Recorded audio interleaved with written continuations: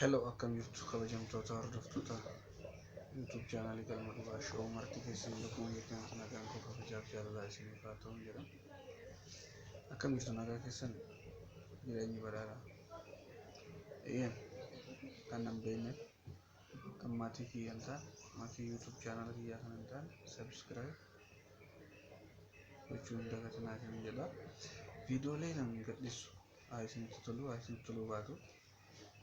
Daqiiqaa yookiin daqiiqaa muraasa waan miniitii lama sadii viyuu godhi darbe daftee iskilooruun godhan ilaali jumaan ilaalite maal akkasii jedhu ergaa isii guutuullee hubachuu baadhu walakkaa irraa ilaali darbe ishee kan ergaa fi keessatti dabarfachuu barbaada.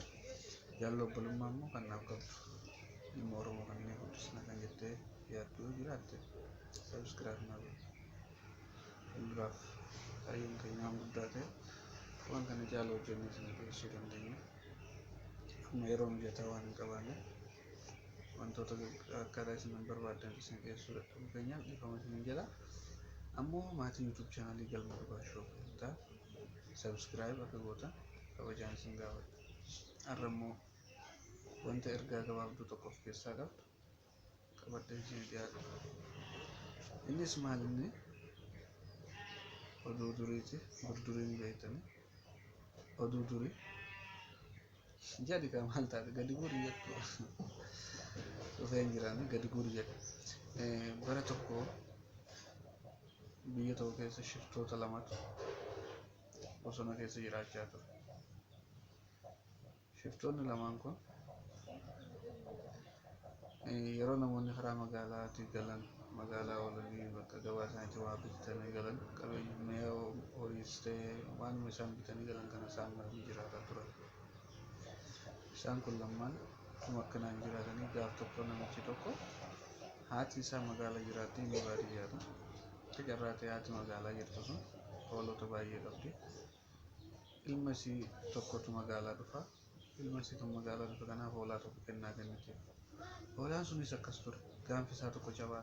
Magaalaa san keessatti hoolaa sana uummanni magaalaa sanaa ni beeka turan. Yeroo kana namichi kun hoolaa sana harmi isaa harkaa fudhatee gabaa keessaa damma bitatee hoolaa harka tokkoon harkifachaa mataa isaa irratti immoo damma baataa deema. Kalas otuma akka kanaan deemu hattoonni kun gaara tulluu gubbaa dhaabatanii ilaalu namni wayii dhufee jira. Ati dhaqii dhukkubsataa ta'e karaarra ciisii namichi kun hoolaa harkisee deema.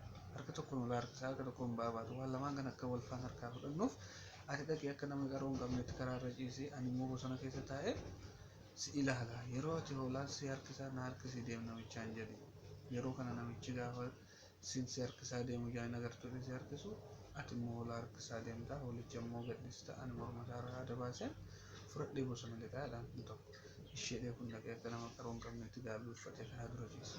Maas sagalee hoolaa namaa gaafa dhagahu haala na biran darbu obboleessa kiyyaa naa dirmadhu obboleessa kiyya nagattee hin galinii ijaan qabu qaroo hin qabu safaruma tachina butii uummatuma sana tachina dhiyeessi jedhaan.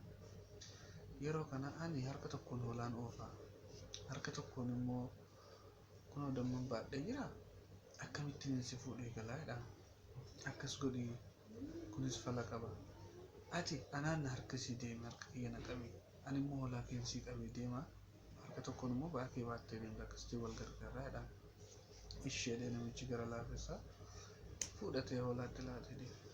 Otuma deemanii gaafa xiqqoo deemu maanni hoolaan kee ogarraa nama rakkistu hoolaan kee nagaadha kunuun asii achi nan harkistu kunuun ulfaatu namatti si nama rakkistu jedhaan. Namichi gaafa garagalee ilaala hoolaan hin jirtu. Natichi sun maal jedhe irraa baafatee sokka jechuudha haada duwwaa gaddisee goota ta'a dhufe harkisaa dhufe. Yoo kana inni dhufee eessatti sirraa fagaateera asitti dhiyaataa bakkitti hoolaan kun akkas ta'e jedhaan. Ayi lakkee reefuma kunoo yeroo gubbaa sana geenyu lafa achi ati dachaa keessa na gabbuustee ol baaftu sana gaafa geenyudha hoolaan achumatti narraa hafee salphatee natti achumatti hiriyaan isaa inni kan fudhatee waan badeef karaa inni bakka inni ittiin shakkinetti jechuudha. Kanaaf fudhatee galee yeroo olichi fudhatamee nan barbaade inni kun ka'ee asii ol kutu dhaqii barbaadime deebi'edha. Gaafa inni deebi'ee barbaade ishee damma naa qabee asuma na eegate qaroon qabduun socho'inedha. Inni kunis dammicha fudhatee asumaan bosona sana lixee jechuudha. namichi lammanuudhaaf gaafa duuba deebi'ee kana dhufee laal kunis hin jiru. Aariidhaan baay'ee gaddee manatti gale yeroo galu maal taateetti naati warra taatee isarra ga'e hundumaa jalqabaa kaasee galumaatitti dhiisee shiftoonni sun yeroo baay'ee jetti nama saamu siistamii tooftaa jijjiirratanii siiftaama sijitti jijjiiranis nyaataniiru hoolichi erga fudhatanii dhiisee guyyaan isaaniitti gabaabbateera yeroo dhiyootti qabamaniif argitaa jettiin haati warraasaa. Otuma inni kanaan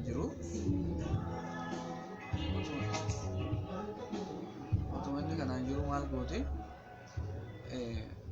hoolaa sana jaartoonni sun qabatanii maal godhan hoolichaaf dama magaalaatti geeffatan. Otuma gabaan hin deemnedha ni geessan gabaan duratti galee nama muraasa jira. Inti hoolaan kun kana baluu miti kanaadha baluu miti eeyyan isheetu ilma isheetii kennaa kanneen isaan ilmoo isaaf darre jedhanii namoonni irratti horiyaan. Hin qoratanii kanumaaf kana gidduu poolisoonni dhufanii hin qabatan. Hoolaaf damma fuudhanii gaafa qabatan poolisoonis hin beeku kennaa ilma kiyyaaf akkasitti kenne gaafa haatiiftuun hoolicha fuudhanii namicha baadiyyaa sanaaf makiinaa faxaroon irra kaawwatanii geessanii. Gaafa geessaniif namicha barriitti dadhaan hoolaanis kun hojii gubbaa irraa dammi isaa kan jira. Yaa Rabbi galata kee ba'aa sana narraa buustee harka isaan lafarraa harkisuu sana narraa buustee manatti ariitee naaf iddoo ati galanni siif haa ta'u jedhee galateeffatee poolisoo sanaan galatoomaa waaqayyo hamaa isin irraa qabu wantuma gaarii isinitti haa qabu jedhee eebbiseen namichi sun poolisoota sana gaggeessee nama oduun durii kiyya kana fakkaata. Warreen na hordofaa jirtan guddaa galatoomaa. Wanti kun ergaa guddaa of keessaa qaba. Ergaa guddaa of keessaa qaba. Oromoo yoo taate ergaa isaa ofii keetii keessaa sochii baafachisiin jedha galatoomaa. Namoonni dabalataan namoonni maatii galma dhugaa shoo hin taane ammallee irra deebi'e maatii galma dhugaa shoo ta'an afeerraa kooti. Galma dhugaa shoo kan Oromooti.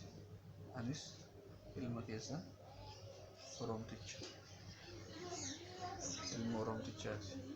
Kanaaf subscribe like illee dhufa. Galatoomaa horaa bulaa deebanaa.